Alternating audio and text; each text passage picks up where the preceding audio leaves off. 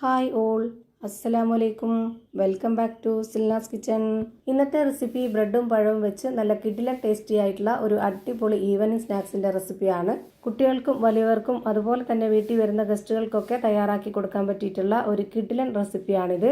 ഒരുപാട് ചേരുവകളൊന്നും ഇല്ലാതെ വളരെ സിമ്പിളായിട്ട് തയ്യാറാക്കിയെടുക്കാൻ പറ്റുന്ന നല്ലൊരു പലഹാരമാണ്. തീർച്ചയായിട്ടും എല്ലാവർക്കും ഇഷ്ടാവും. അതുകൊണ്ട് തന്നെ വീഡിയോ സ്കിപ്പ് ചെയ്യാതെ മുഴുവനായിട്ടൊന്ന് കണ്ടു നോക്കണേ. റെസിപ്പിയിലോട്ട് കിടക്കുന്നതിന് മുമ്പായി സിൽനാസ് കിച്ചൺ ചാനൽ ആദ്യമായിട്ട് കാണുന്നവരാണെങ്കിൽ പ്ലീസ് ഒന്ന് സബ്സ്ക്രൈബ് ചെയ്തേക്കണേ. ഒപ്പം തന്നെ ഈ വീഡിയോസ് നിങ്ങൾക്ക് ഇഷ്ടപ്പെടുകയാണെങ്കിൽ ഒരു ലൈക്ക് ചെയ്ത് ഷെയർ ചെയ്ത് ഹൈപ്പ് ചെയ്ത് സപ്പോർട്ട് ചെയ്യാനും മറക്കരുത്. ഇനി നമുക്ക് ഇതെങ്ങനെയാണ് തയ്യാറാക്കുന്നതെന്ന് നോക്കാം. ഇതിനായിട്ട് ആദ്യം തന്നെ 8 ബ്രെഡ് എടുത്തിട്ട് അതിൻ്റെ അരിക ഭാഗമൊന്നും കളയാതെ തന്നെ അത് പൊട്ടിച്ച് മാറ്റി വെച്ചിട്ടുണ്ട്. പിന്നെ വേണ്ടത് നേന്ത്രപ്പഴമാണ്. അതും 2 എടുത്തിട്ട് ഇവിടെ കട്ട് ചെയ്ത് മാറ്റി വെച്ചിട്ടുണ്ട്. ഇനി നമുക്ക് ബ്രെഡ് ഒന്ന് പൊടിച്ചെടുക്കണം. അതിനുവേണ്ടി ഒരു മിക്സിയുടെ ജാർ എടുത്തിട്ട് അതിലേക്ക് മുഴുവനായിട്ടും ഇട്ട് കൊടുത്തിട്ടുണ്ട്. ഒരുപാടിട്ട് കറക്കി എടുക്കേണ്ട, നല്ല നൈസ് ആവണ്ട, കുറച്ചൊരു തരിതരിപ്പോട് കൂടി മാത്രമാണ് ഞാനിത് പൊടിച്ചെടുക്കുന്നത്. എന്നിട്ടിത് മാറ്റി വെച്ചേക്കാം. ഇനി ഈ ഒരു ബ്രെഡ് പൊടിച്ചിട്ടുള്ള അതേ ജാറിൽ തന്നെ ഒരു പഴം കട്ട് ചെയ്തത് ഇട്ട് കൊടുക്കുന്നുണ്ട്. ഇനി ഇതിലേക്ക് 1/2 കപ്പ് അളവിൽ നല്ല കട്ടിയായിട്ടുള്ള പശുവിൻ പാലാണ് ഒഴിച്ചു കൊടുക്കുന്നത്. തേങ്ങാപ്പാലിൽ വേണമെങ്കിലും ചെയ്തെടുക്കാവുന്നതാണ്. ഇതിപ്പോൾ ഫ്രിഡ്ജിൽ വെച്ചിരുന്ന പാലാണ്, അതുകൊണ്ടാണ് കട്ടയായിട്ടിരിക്കുന്നത്. കാച്ചി വെച്ചിരുന്ന ലൈറ്റ് ആയിട്ടുള്ള ചൂട് പാലായിരുന്നാലും ചൂടാറിയ പാലായിരുന്നാലും ഒന്നും കുഴപ്പമില്ല. നമ്മുടെ ഈ ഒരു പലഹാരത്തിന് നല്ലൊരു മണത്തിന് വേണ്ടി ഒരു 3 ഏലക്ക ഇട്ട് കൊടുത്തിട്ടുണ്ട്. പിന്നെ ഇതിലേക്ക് ഒരു നുള്ള് മഞ്ഞൾപ്പൊടിയാണ് ഇട്ട് കൊടുക്കുന്നത്. ഫുഡ് കളർ ഉണ്ടെന്നുണ്ടെങ്കിൽ അത് ഇട്ട് കൊടുക്കാം. 1/2 കപ്പ് അളവിൽ പഞ്ചസാര കൂടെ ഇട്ട് കൊടുക്കുന്നുണ്ട്. ഇതിൻ്റെ മധുരത്തിനെ ഒന്ന് ബാലൻസ് ചെയ്യാനായിട്ട് ഒരു നുള്ള് ഉപ്പും കൂടെ ഇട്ട് കൊടുക്കാം. ഞാനിവിടെ വീഡിയോയ്ക്ക് ഒരു കളറായിട്ട് കിട്ടാൻ വേണ്ടിയിട്ടാണ് മഞ്ഞൾപ്പൊടി ഇട്ട് കൊടുത്തിട്ടുള്ളത്. കളർ വേണ്ട എന്നുള്ളവർക്ക് മഞ്ഞൾപ്പൊടി സ്കിപ്പ് ചെയ്യാവുന്നതേ ഉള്ളൂ. ഇനി ഇതിലേക്കൊരു 1/4 കപ്പ് അളവിൽ മൈദപ്പൊടിയാണ് ഇട്ട് കൊടുക്കുന്നത്. ഈ മൈദപ്പൊടിക്ക് പകരം ഗോതമ്പ് പൊടി വേണമെങ്കിലും ഇട്ട് കൊടുക്കാവുന്നതാണ്. അതൊക്കെ ഓരോരുത്തരുടെ ഇഷ്ടം. അതുപോലെ ഇത് നല്ല മധുരമുള്ളൊരു പലഹാരമാണ്. അതുകൊണ്ട് തന്നെ ഓരോരുത്തരുടെയും ഇഷ്ടത്തിനനുസരിച്ച് കൂട്ടിയും കുറച്ചൊക്കെ പഞ്ചസാരയും ഇട്ട് കൊടുക്കാവുന്നതാണ്. ഞാനിപ്പോൾ ഇവിടെ നല്ലപോലെ അരച്ചെടുത്തതിന് ശേഷം ഇതുപോലൊരു പാത്രത്തിലേക്ക് ഒഴിച്ചു കൊടുത്തിട്ടുണ്ട്. മിക്സിയുടെ ജാറിൽ ഇനി തുടച്ചിട്ടിട്ട് കൊടുത്താൽ മതി, അല്ലാതെ വെള്ളം ഒഴിക്കരുത്. അപ്പോൾ ഇതിൻ്റെ പരുവം തെറ്റിപ്പോവും.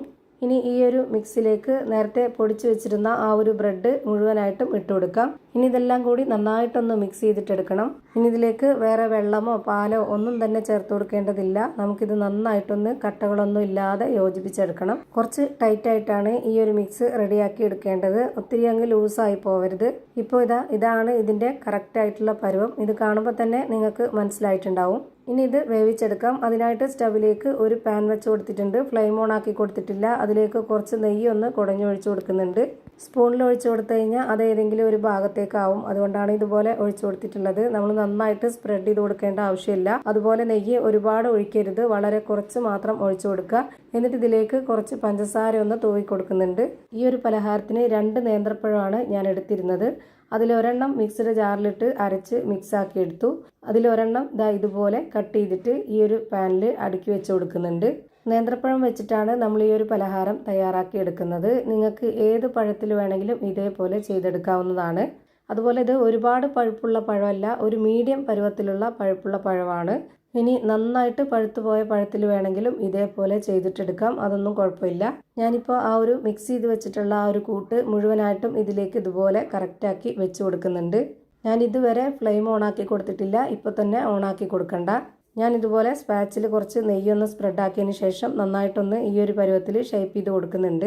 ഇനി നമുക്കിതിൻ്റെ ഫ്ലെയിം ഓണാക്കി കൊടുക്കാം. എന്നിട്ട് ലോ ഫ്ലെയിമിൽ ഇട്ട് കൊടുക്കണം. എത്ര സമയമാണോ വേവാനായിട്ട് എടുക്കുന്നത് അത്രയും സമയം വരെ ലോ ഫ്ലെയിമിൽ തന്നെ വെച്ചിരിക്കുക. ഇത് അടച്ചു വെച്ച് കൊടുത്തിട്ടാണ് വേവിച്ചെടുക്കുന്നത്. ഒരു 10 മിനിറ്റിന് ശേഷം ഇത് തുറന്ന് നോക്കുമ്പോഴേക്ക് ഇതിൻ്റെ താഴത്തെ ഭാഗം വെന്ത് കിട്ടിയിട്ടുണ്ടാവും. ഇനി ഇതൊന്ന് തിരിച്ചിട്ട് കൊടുക്കണം. തിരിച്ച് ഇട്ട് കൊടുത്തതിന് ശേഷം പിന്നെ ഒരുപാട് സമയത്ത് വേവിക്കണമെന്നില്ല. ഒരു 5 മിനിറ്റൊക്കെ അടച്ചു വെച്ച് വേവിച്ചു കൊടുത്താൽ മതിയാവും. ആ ഒരു ലോ ഫ്ലെയിമിൽ തന്നെയാണ് ഇത് വെച്ച് കൊടുത്തിട്ടുള്ളത്. ഇപ്പോൾ ഇത് വെന്ത് കിട്ടേണ്ട സമയമായിട്ടുണ്ട്. ഇത് വെന്തോന്ന് അറിയാനായിട്ട് ഒരു നനഞ്ഞ സ്പൂണിൻ്റെ ബാക്ക് വശം കൊണ്ടോ അല്ലാന്നുണ്ടെങ്കിൽ ടൂത്ത് പിക്ക് കൊണ്ടോ ഒന്ന് നനച്ചതിന് ശേഷം കുത്തി കൊടുക്കുക. അതിൽ ഒട്ടിപ്പിടിക്കുന്നില്ല എന്നുണ്ടെങ്കിൽ നമ്മുടെ പലഹാരം റെഡിയായി കിട്ടിയെന്നാണ്. ഇപ്പോൾ നല്ല കിടിലൻ ടേസ്റ്റി ആയിട്ടുള്ള ഒരു അടിപൊളി പലഹാരം റെഡിയായി കിട്ടി. എത്ര കഴിച്ചാലും മതി വരാത്ത നല്ല പഞ്ഞ് പോലത്തെ സോഫ്റ്റ് ആയിട്ടുള്ള ഒരു അടിപൊളി പലഹാരമാണ്. എന്തായാലും എല്ലാവർക്കും ഇഷ്ടമാവും. ഞാനിതൊന്ന് പൊട്ടിച്ച് കാണിക്കുന്നുണ്ട്. അപ്പോൾ ഇത്രയേ ഉള്ളൂ ഇന്നത്തെ വീഡിയോ ഇഷ്ടമായാൽ ലൈക്ക് ചെയ്യാനും കമൻറ്റ് ചെയ്യാനും ഷെയർ ചെയ്യാനും മറക്കരുത്. അതുപോലെ തന്നെ ഞാനിടുന്ന പുതിയ വീഡിയോസ് നോട്ടിഫിക്കേഷനായിട്ട് കിട്ടുന്നതിന് വേണ്ടി സബ്സ്ക്രൈബ് ചെയ്ത് ബെല്ലൈക്കൺ അമർത്തി അതിൽ ഓൾ എന്ന ഓപ്ഷൻ എനേബിൾ ചെയ്ത് കൊടുക്കാനും മറക്കരുത്. പുതിയൊരു വീഡിയോയുമായി വീണ്ടും വരും. Thank you for watching.